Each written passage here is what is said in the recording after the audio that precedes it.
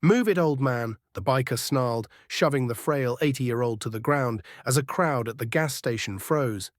The man landed hard, his cane clattering beside him, glasses skidding across the pavement. No one moved. No one said a word. Just silence and shame. The biker strutted inside, laughing with his crew like nothing had happened. Some pulled out phones, but no one stepped forward. No one knew the man.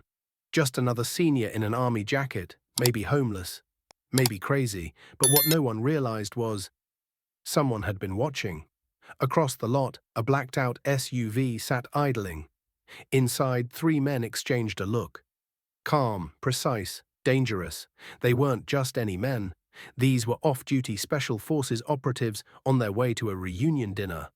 And the man on the ground, that was Master Sergeant Frank Delaney, the man who had trained every single one of them 2 decades ago.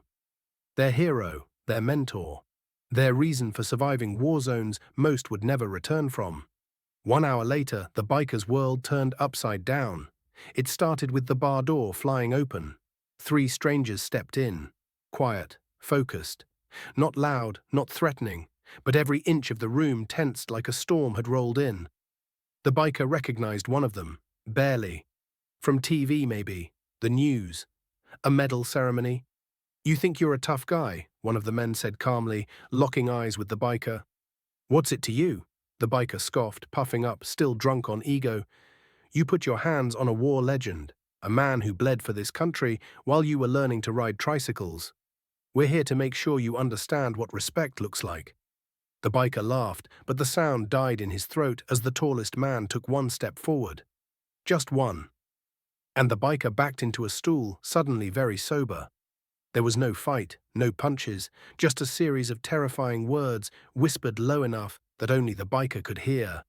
Words that made his face go pale, names, missions, the kind of classified truths only someone like Frank Delaney's protégés would know. He knew then, these weren't men you mess with. And they were giving him one chance. "Go find that man," the leader said. "Apologize. Not for us. For yourself." The biker didn't need more convincing. He found Frank sitting on a bench outside the gas station, a small bandage on his elbow, still wearing that faded army jacket, sipping black coffee like nothing had happened. The biker shuffled forward like a child caught stealing. "I'm sorry," he mumbled. "Didn't know who you were." Frank looked up, his eyes kind but sharp. "Son, respect isn't about knowing who someone is. It's about knowing who you are." The biker blinked, then nodded. For once, no comeback. No sarcasm, just quiet shame. Frank stood slowly, winced and extended a hand. "You're lucky," he said. "They gave you a warning. In the old days, we weren't so gentle." The biker shook his hand with both of his, like he was holding on to something solid for the first time in years. Later that night, the Special Forces men raised their glasses. Not to war stories, not to battles won, but to Frank, the man who taught them strength isn't in fists or firepower. It's in humility, in standing tall even when the world knocks you down. The next morning, the biker was back, picking up trash outside the station, helping people pump gas. He wore a sign on his chest that read, "Learning respect, one good deed at a time." Sometimes it takes a moment of disgrace to awaken a lifetime of honor.